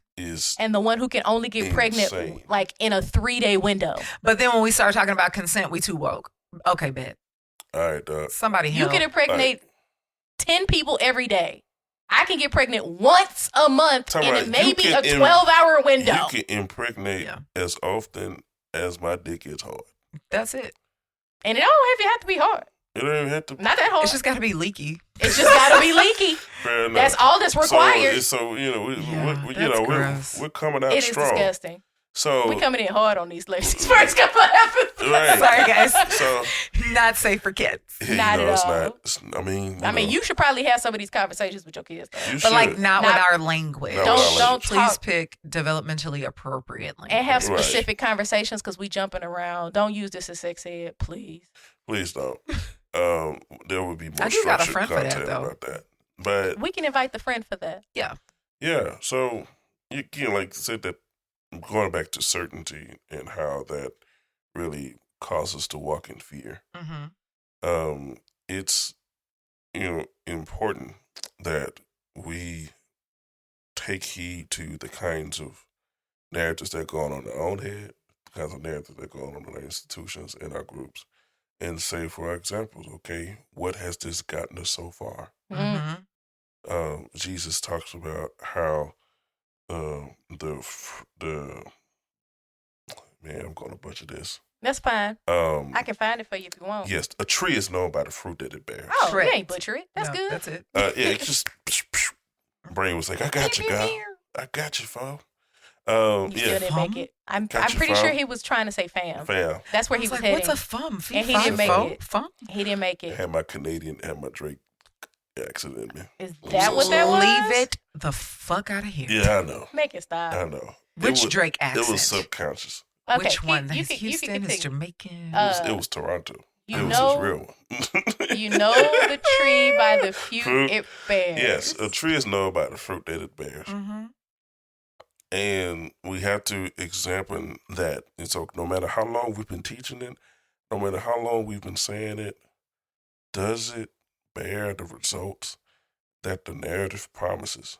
Mm-mm. If it promises any result, what use is it staying beholden to a way of thinking, a way of learning, a way of processing the world, if it's, number one, not doing well for you, but Not number working. two, killing people that you love? When you Yeah. communicate that narrative to them, do you see the light go out from their eyes when you tell them those truths? Yeah. If so, it may not be truth for them. Might be time to reevaluate. Maybe time to reevaluate. And the level of certainty, and it doesn't matter the level of confidence or conviction that you give with it. If it's not going to ring true for that person, it's just not. Yeah. And is it? I think this was a question, and this is a question I had to Mhm. ask my mom. Is X, whatever it is, worth you losing your relationships with the people that are most important to you? Mm-hmm. Right? Like, is your stagnant belief, is it worth that? And if it is, okay. Mm-hmm. Decision made. I mean, Yeah, make it on decision purpose. You made. got But your like, spot in heaven. I want you to be aware. That Like, I that's what want it's you to doing. go fully eyes open into this Mhm. thing, Right. right? And I think I would ask some of the powers that be, like, even like in the church context, like I have a particular person in mind, and I'm like, do you know how many people have distanced themselves from you? Mm-hmm. And was it worth it? Mm. Was it worth it? So you could be right, so you can die right, Whatever that means. whatever that means. Right, no. Right. Oh, so you can die and figure out that wasn't the only way to be right. Right. And like That's you're crazy. talking about You're gonna be everybody. shocked. Your draws Right. is gonna be The shocked. fact that you found and to find out that all the people that you told were wrong are in just a safe spot with God as you are, That part. and to think that and look back and see, you know what, I could have not gone ham on this. That part. I I could have enjoyed my life if I- people were still going to end up where they end up. Turns out, hey, what's interesting, actually, the thought just came to me. I'm like, so in thinking about where we grew up, Yeah. I'm like, and I know that this pastor loves me. Yeah. I know it, right? Mhm. And I am so curious if I am like, hey, this is how your teaching impacted me. And this is why, like, I will not darken the doorstep of a church to this day. It's not just him, but Right. but like, this is how it impacted me. And this is what, like, I had to unlearn to find freedom. Like, Right. I am so curious as to like how he would respond as a person that I know for a fact loves me. If I'm like, this is how your teaching harmed me, right? This is how your teaching pushed me from God. I'm so curious, like, how that would. Like, I don't know that that's a conversation I'd ever have. Yeah. Because I don't need it. Like that just came to me. Like, I am so curious if he knows. Like, he knew. I don't think he does, because I think there's so many parts of my identity he doesn't know. I am convinced, personally, specifically for this person, I can't speak for nobody else, that they are so convinced that they are correct, that anything you say will be reasoned away. I agree. I agree. No matter what it is, you will be air quote proven wrong, no matter what, in their mind. That's right? Hilarious. They will prove you wrong for their own, for themselves. Right. Yeah. It is an ironclad system of thought. Yeah. Well, even here's the thing, though. That most people in that sphere have. But I can even say it like, okay, you taught this, you taught that, right? Here's how that impacted me, and I won't come to your church. And not just your church. I'm not going to nobody's church. Did it work? To your point, Christopher, did it achieve the outcome that you desired with these things? Because if for you, now granted, y'all, I'm saying I'm not going to church. I'm hella close to God. Let's I don't want to get it twisted. But like, if that is what it is, you need to come to church and sit under the word and da-da-da-da-da-da. I'm not sitting under your prescriptive word. Right, you say what? I'm not sitting under your word. No, and I'm not. You need to follow this very prescriptive type of like religious experience. Exactly. Right? If that is what you were going for, and what I'm telling you is you failed. Yeah? You failed. So how could you unfail next time? But that's the thing. Now, most people don't want to ask that question. You get a lot of, McDonald's messes up your order and you keep coming back. I don't. I don't go to McDonald's, bitch. I don't use Favor because they kept fucking my shit up. I mean, let's pretend for this conversation's sake that I probably shouldn't say that. Y'all can sponsor us, though. I'll use it again if you give me a sponsorship. Let's pretend for conversation's sake that either of us, Whitney nor I eat McDonald's, mostly because I can't. Yeah, they don't have anything. Also, I stand with Palestine, so is that a problem with them? Several things I don't shop or spend money on anymore. Yeah, we got to talk about that too. I don't know if I had energy for that right now. Not right now. But like, okay, let's pretend for conversation's sake. Let's say they're right. They mess up our order at McDonald's, and we all keep going back. But they gotta fix it. Number one, when I walk into McDonald's and tell them, you broke my shit. It's wrong. You gave me the wrong meal. They're either going to give me my money back or they're going to fix my shit. I either get a refund, I get a new meal, or I might get both. Depends if you're me, you probably will get both. Y'all definitely don't give niggas money back in church. Thank you. You better transition for me, because when I go to church, number one, McDonald's is not promising me eternal life. You niggas are. Okay? That's number one. The fact that you're comparing yourself to fast food, that's a problem. Trash B. That's a problem. This is not the flex you think it is. It's really not. That's number one. Number two, let's pretend, for conversation's sake, that I get a bad order, as my sister has, at church McDonald's. I take it back to you and say, look, my order's messed up. And what do you say? You heard wrong. It's right. You messed up. You ordered wrong. You didn't believe hard enough. That you would deliver me a better order? Your faith was misplaced. You never actually believed in God. You were never really saved. That's what you say. You were never really a customer of McDonald's. You never patronized. If you think our shit is wrong, right? You don't know how we wrong. Fuck you. That's what it is. That's what it is. That's the energy. That's how y'all sound. That's how. So as there are so many things wrong with this analogy, but if we let it play out, y'all don't act like McDonald's. Right, it don't curl over.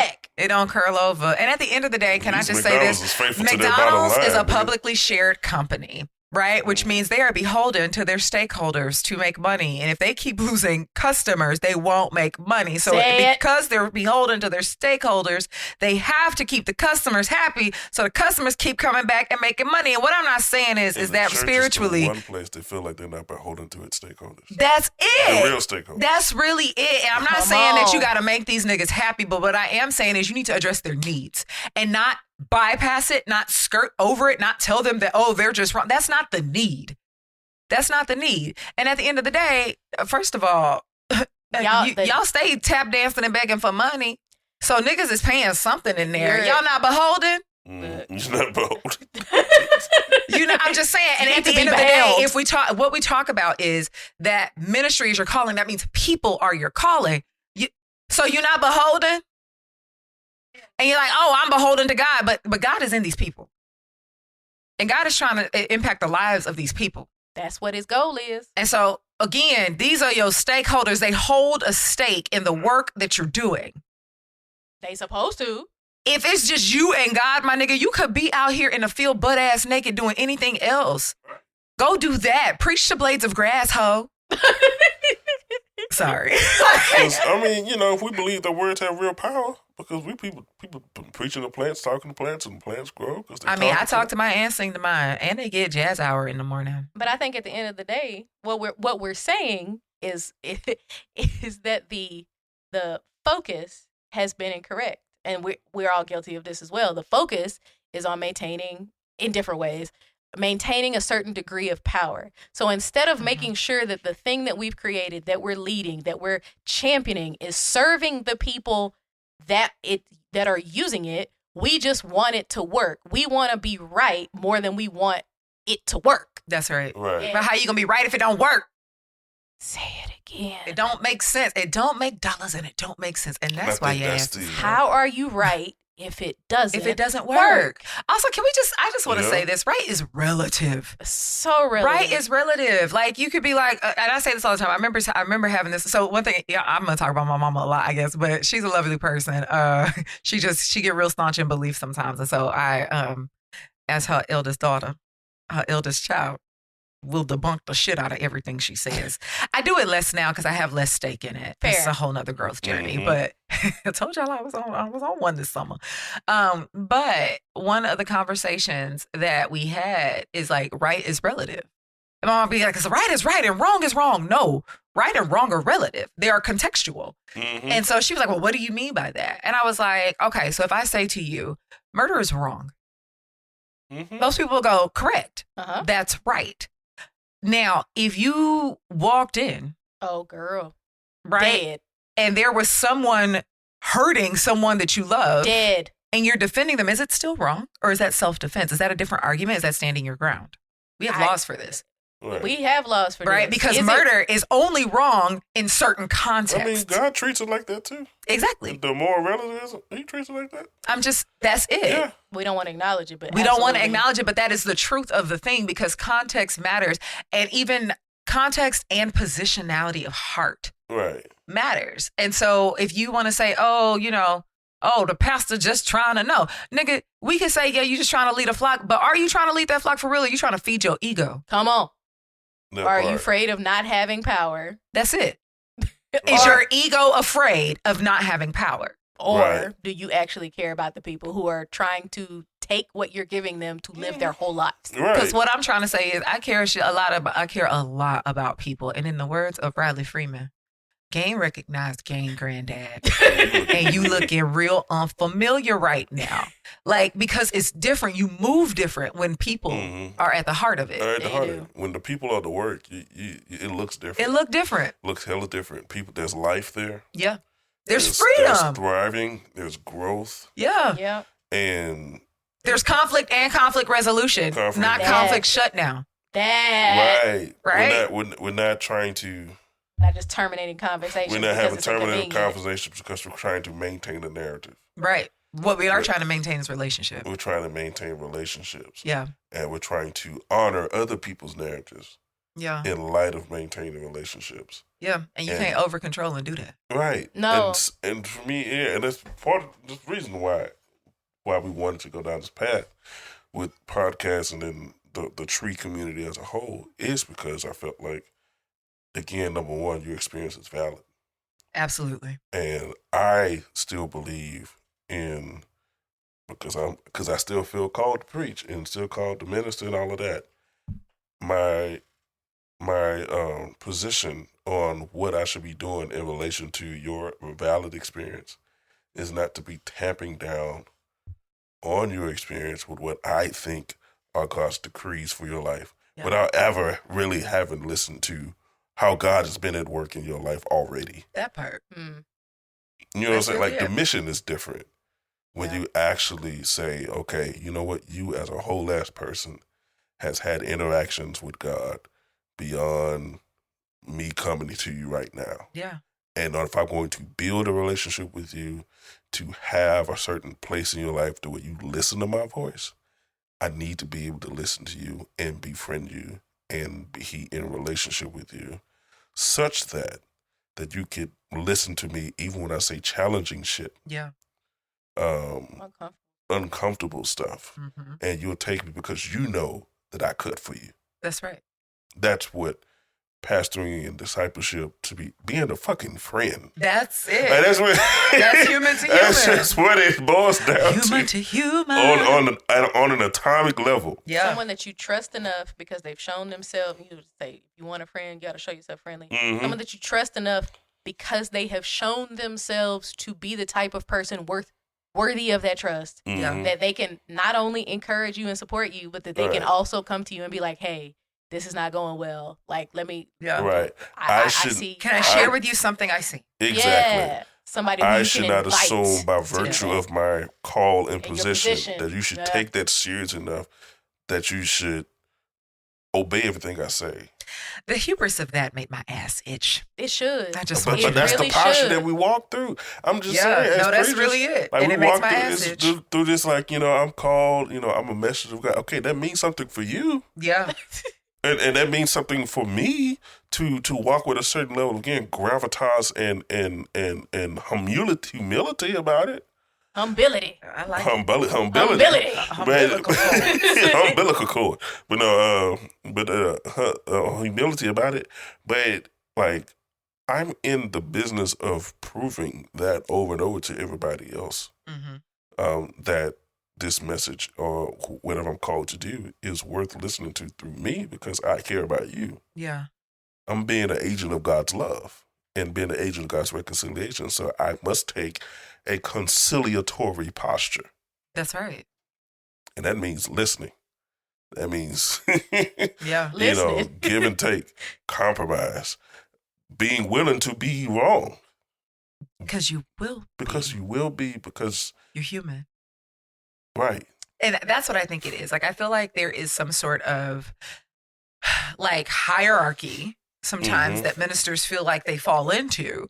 And like, you pastoral, you might be pastoring a group of people, but it's crazy how you've extracted yourself from the human experience and placed yourself somewhere in the mid-range between you and God, or between God and the people. Right. Right? Like, no. You in the crowd. You're in the You're crowd. with us. You down here doing the work. Now, you might got, whatever. Right. But it's also trusting that, like, the same God that talked to you talked to other people. That part. That part. Like, Yeah. and it's crazy to me. One of the things that we talk about in therapy, right? At least in my orientation of therapy, one of my several orientations, which is person-centered, is that you are the expert on your own life. Yeah. You've lived it. Nobody knows this shit better than you, right? So I'm guiding you to certain things, but you can tell me about you better than I can tell you about you. Right? Now, that might be different if I get to tapping into your ancestors. That's a different story. However, even then, they telling me, but you experienced it. So you can tell me what that experience is like for you. I can't tell you how you experienced accept something. or reject what the ancestors say, because at the end of the Absolutely. day, you're running this course. This is it. Right or wrong. It's your Your shit. ship lives or dies on your direction. That's really it. And so I think the same, I wish pastors took that approach too, that like, you are the expert on your life. Like, are there principles, guiding principles? Yes. Are there sometimes things other people can see that you can't see? Sometimes, Sure. yeah. Sure. But like, even then, everybody, and I say this all the time, and I say this all the time, but I also say this as a reminder to myself, is that everybody has a right to their own journey. I cannot force you to learn, accept information, any of that, right? I can share with you. Right. You can either choose to keep it or put it in the bin, and I welcome either. It's your business. Right. However, I don't have a right to truncate your journey. I don't have a right to try to speed you up.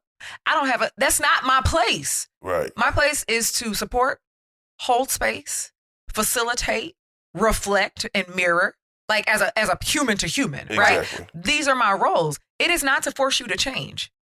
And so this idea that, when you come to Christ, you got to be different. You are now born again. Bitch, y'all know birth and take is a fucking process. It's a whole It's a process to being birthed. I don't know if anybody here has ever been born. I think that's kind of a requisite, like a prerequisite. You know what I'm saying? For living. So what I'm saying is, you didn't just get conceived and show up. No. Right. There's a whole process. And then on top of that, you got a maturation process after that. Right.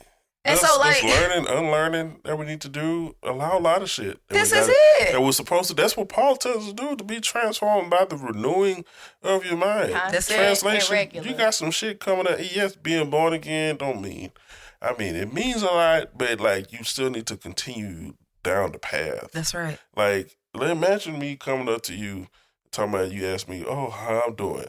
And I come up to you with like a baby picture. So, yeah, you see how I was a good little baby back then. I was well fed. I had hair on my head. Like, I was doing well back then. It's like, that's asking you about 1987. How are you doing? Yeah. And that's how we, again, when we ascribe to the idea of being saved, of being born again, that was the zenith of our human experience. And we've never graduated beyond that. What have you done with God since then? Ghetto. Graduate, please. I guess one of the things I was thinking about Lord. when y'all said that is like, when we were coming up in the 90s, one of the things is, you need to have a real, you need to have a personal relationship with God. But y'all sure do hate my personal relationship with God. Me and Chris, y'all can't stand that shit. We and Chris talk about this so much. The way that, like, Western Christianity, that's all I can speak about. I ain't been nowhere else. Western Christianity has this need to standardize and commodify the experience. And so that anybody who doesn't fit in to what they have deemed the box, right? It's coming back full circle, y'all. Anybody who doesn't fit into the box is wrong, right? We need somebody to be wrong. And there is this fear that if everybody, like, if we can't control it, then what happens? Yep. Right? If they don't do exactly what we say, then they won't give us enough money. If they don't do exactly what we say, then this. Yep. If they don't do exactly what we say, then that. And so we run around trying to control people, trying to force people to look a particular way or act a particular way. And instead of getting true transformation where people are renewing their mind, all we got is a bunch of whitewashed tombs. People walking around, quote unquote, looking the same and outwardly behaving the same. But it's like, how am I supposed to have a personal relationship if it's got to look like you? I don't have your life. A lot of church boils down to trying to justify and maintain its own existence. That's it. Rather than actually taking the steps to be a transformative unit again. Yeah. That is actually necessary so that you don't have to justify your existence. Right. Turns out. So that's that's uprooting some shit right there. Yeah. Because, who are we without tithes and offerings? Who are we without? The church is trying to justify its own existence. Yeah. And it does that in so many ways. And it seems to be preoccupied with that and still trying to sell their narrative rather than actually taking the time to listen and to listen to valid critique of its existence. And how it could actually move and change in ways to be helpful. Yeah. To the society and the community. Because people don't understand, people like to put people in church like to pit itself against culture, when nothing we have about church would be without the culture. That's it. Christianity is a product of many cultures. It is. And so the fact that it makes it seem like that Christ is, or not Christ, but Christianity is separate from the culture. Yeah, Christianity would be interesting if it wasn't for cultural thoughts and philosophical movements and ideas that were prevalent with Socrates and Aristotle and Plato. It's not separate. It's not separate from that. What do you think Paul was getting at? What do you think Paul was borrowing from? Yeah. When he said those ideas. The very concept of hell is a Greco-Roman philosophical construct. Birth and I heard that. Hell is a construct. It is. That's for my mama. I told my mama that. I said, I don't believe in hell. And she said, what does Chris think? Mama, that did was it. she? She did. I was like, yeah, I don't really fuck with hell. And she was like, what? She's like, what a devil live? I don't believe in him either. And she was just like, what? And so I tried to break it down for her, which I won't do right now because we are running long, but maybe another episode. And she was just like, short circuit. And she was like, well, what does Chris believe? I was like, I don't know what that's got to do with what I believe. I was like, actually, I think we might be on the same wave, but... And she was just like, really? It's crazy. Because Chris is a holy man. My mom also doesn't believe me when I tell her about mental health disorders, even though I am a licensed professional counselor. So she'd be like, I don't know about all of that. What? I don't know about that. I went to school. You don't have to, because I do. You need to listen. That's literally what I say. We don't have these arguments anymore because I accept her for who she is. But yeah, so Mama, you heard Chris say it. It's a Greco-Roman construct. The end. Put that in your cap. I mean, hell wasn't even in the Old Testament. You see, Mom, this one goes out to Belinda. I just want you to know that Chris said, I didn't tell him to say that, but it came out. That's your answer. Chris talks about I'm going to give you the timestamp for this one. Chris talks about this at home. But Belinda. It takes a while to develop over time. Yeah. But yeah, hell wasn't even on what the Jews believed when they talked about the grave. It was Sheol. Yeah. That's what they used. And it was the grave. It was the pit. It was the pit. Once you died, that was it. And until you were resurrected the last day. That's what the whole full bodily resurrection means. And it comes forth. They actually, because they were coming literally out of the ground. And not necessarily this whole, like, again, this idea of this soul being with God or being somewhere else in the afterlife, separate life. No, you just sleep in the ground. Yeah. In Sheol or whatever. And then over time, under Babylonian and Zoroastrianism and all that, they developed and borrowed those concepts to construct this idea of Hades, which is a Greek concept of the underworld. So all of that is coming into, again, as a consequence of being in relationship to culture. Yeah. Yes. And the religion has been made richer or worse. It's been richer or poorer. Changed. It has shifted because of the cultural insights that it's gleaned from other people around it. Like, you wouldn't have gospel without blues. That part. Or jazz. Or country. Or rock. Exactly. And so. Or black people. Or black people. But it's so, like, I don't like the idea that the church or Christianity is positioning itself as separate from the culture. And counter to it. When its core existence is built on whatever has been produced by the culture. Correct. Yeah. Correct. I don't know how you expect to attract the people of the culture while trying to avoid the culture. Or at least act like the culture is subservient to you. Why would they want to interact with you at all? They live here. Like, that part. Right. And also, baby, what you offering? What? What are your offerings? Here. In the now. If you're not participating. I'm living in a land with multiple genocides happening on the planet. Help me. If you're not participating in what's happening right now. You're irrelevant. Where we live. You're irrelevant. Why should I care? That's it. That's really it. Hard stop. Why should I care? And I think what it's going to take, not only for our church leaders and religious leaders, but also like our political leaders, is courage, right? Like there's this internal deep well they need to pull from of courage to look at themselves. Look at themselves in this context, right? Like, it's not about you being a dinosaur. It's not about, you can still hold and believe all the things that you need to hold and believe, but the courage to allow people to be themselves and also maybe allow yourself more space. I think one of the things that in my explanation of like the transformations that I've undergone over the last few years, and especially like my spiritual awakening journey, is that like prior to that, I never felt free. I've talked to y'all about this. Like I always felt like I was striving. Like I had to work real hard, working day and night, like the Jackson 5. You know?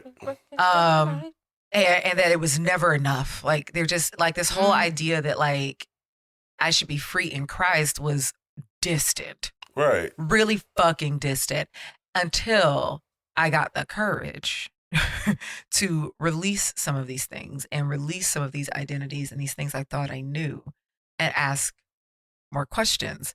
And that's when peace started to come. Yo, I've been a free Black woman ever since.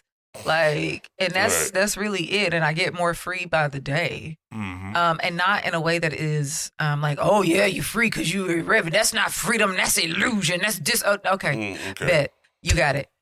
So you are. You know what? You are so right. I am love that you sounded like somebody's like disillusioned. uncle. I mean, a grunkle. But yeah, like you got it, bitch. But meanwhile, you over there miserable and trying to keep everybody else in a fucking cage. To me, how much, as a person who has been removed from the context largely, watching, like, we used to watch this girl on YouTube, and she would be like picking apart evangelical arguments, particularly Girl Redefined. If you've ever seen it. Picking apart their arguments and like their claims that like, oh, the love of Jesus will set you free, but they're constantly having to police their own thoughts, and they're constantly having to like adjust themselves, and they're constantly on the lookout for the things that are going to disrupt their that are going to get in the way of their relationship with God, and they have to constantly be on guard, and they have to constantly, and I'm like, girl, you do not sound free. You're not free. It's if you are living in fear of judgment from a God, how can you be in fear and free? Right. You live bound. And it's, again, it's one thing to engage in that sort of work because you love yourself and want to be better. Yeah. It's another thing to do it because you fear retribution and rejection and punishment. That's it. That work seems a lot more complex because you really don't want to do it. That's it. Right. You're fighting against your own instinct. You're fighting against your own instinct. That's why it takes so damn much time. Right. You're always... And the fear of the culture, like the culture's going to poison me. Oh, can I read this book? It's going to open up my world. It's going to expose. My mom, do you know my mama said that? Oh, recently she said, like, I grew up under that, right? Like, don't the soothsayers and don't fool them. This gonna open you up to devilment. Yeah, you inviting it in. She tried to run that shit back by me, and I was like, baby, if that's the case, I'm already the devil. So you just gonna have to rebuke me. We're already done. You're the happiest devil I've seen. So I'm just y'all. I ain't even know. As a person that experienced chronic depression in my youth and my young adulthood, I ain't been depressed since. It's crazy how you shake There's another girl there's another woman on Facebook, not on TikTok. Name's Vanessa Brooks. She's also on Facebook. But she was like, yeah, I used to be the apostle and praying demons off. And like, once I let that shit go, I stopped having to fight demons. Hey. I stopped having them dreams or whatever, act like sleep paralysis or whatever. Yeah. I stopped having all those other, I've never been in no spiritual warfare no more.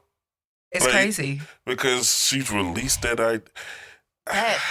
those constructs are like, and like I want to get into it. I know that's another episode. That's another episode. I'm just write it down. I'm just going to say the devil is a lie. As a concept, listen to what I'm saying. The devil is a lie, not a liar. Full stop. A lie is a lie. It is a non-existing existence. You want to talk about exists delusion? because you give it the power to exist through one. your own machinations and imagination. Come on, machinations! Do not invest through in your the own idea. rice-a-roni. You will cease to feel its effect and begin to take personal responsibility for the own shit that happens in your life. Tell us that the devil is psychosomatic. It's really about that personal, like, you have to stop externalizing your accountability. It's right Stop here. blaming the devil, bitch. You are the devil. You did it. The enemy is in a me. It's it. It's in a me. That's really it. And so y'all listen, that's some doctrine. That's all I'm Again, we could bonus episode that or somebody else hit that. But yes, but we are pushing it. So I did want to came from the Holy Ghost. The Holy Sprite. Holy Ghost. And not the one from McDonald's. He burns too much. I kind of like that burn. It's a good burn, right? It's a good burn. It's almost like a ginger type burn. I was about to say it remind me of ginger beer. You know what I'm saying? McDonald's Sprite. McDonald's Sprite specifically. Yeah. Even though we don't drink that shit, because clearly we ain't been there. We said that earlier. Yeah. We talking off of memories. Memories. We picked 3 different songs. Of course, my ass would go to Cats, but I don't even know where my song was from. What was you singing? Memory. That's Streisand? Probably. Like the And I was corners like, of my precious memories. That makes sense for you That so was much. 3 different genres. That's why I said we picked 3 songs. different songs. I didn't even realize we could do that Yeah. because we all started on the same roll. Is that Of the Way Right. We Were? Is that what you were singing? I don't know. I'm gonna have to look it up after we're done. Okay, so I do want to, y'all already know our Come girl, through with the code. Mhm. Cole Arthur Riley. Go follow her Come on, on the CAR. IGs. Follow Black Liturgies on Right, Instagrams. Come But through with the car. we're going to read. And this one, this is a prayer from Black Liturgies for courage for when courage feels far from you. And so I would like to say this over us because I think this is the last episode, I think, of our fear specific topic. And that is the thing that combats fear is courage, right? In the face of fear. So you can do things and do them scared. So I wanted to give this prayer as a closing offering for this conversation. Amen. Okay. God of those who tremble, courage can feel foolish when we've seen the world in all its terror, but protect us from life lived in perpetual vigilance. Keep fear from monopolizing our relationships, our desires, our motivations, so that we can act without rehearsing the worst of our imaginations. Help us meet our fear with kindness and mercy. Whew. There are times when we feel small and exhausted. Harness our courage. Grant us contentment in our limits and community in our battles. Come on now. Send others who tremble alongside us, who will speak truth with calmness. Show us we need not be giants if we have good friends. And lead us beside still waters. Yes, Yeah. Lord. The space is thin between bravery and risk. Ha! Shit! I thought you were buzzing tongue. Woo! I almost did. I Say didn't it want to scare the again. people. The space is thin between bravery and risk. Yes, God. Remind us that fear is as bodily as any emotion. Yeah, it is. Slow our breath, ground our attention. Lie still with us as courage finds us. May it be so. Thank you, Cole. May it be Amen. so. Amen. And thank God. Amen. Thank you so much for joining us today on the podcast, The Uproot Project. Please be sure to follow us on whatever platform you listen to your podcasts on. Check us out on the socials, and we will be back again next week. Toodles. Toodles out. Toodaloo. Yes. Deuces. Thanks for joining us for this episode of the Uproot Project Podcast. We hope you found fresh perspective and continue to make space for real growth. If you enjoyed today's conversation, be sure to subscribe, share, and leave a review wherever you listen to your podcast. You can follow us on social media at the Uproot Project Podcast on Instagram, Facebook, and YouTube, or visit us at www.theuprootpodcast.com for more content. To contact us, feel free to drop us a line at hello@theuprootpodcast.com. Until next time, keep living fully, learning openly, and loving deeply. We'll see you soon.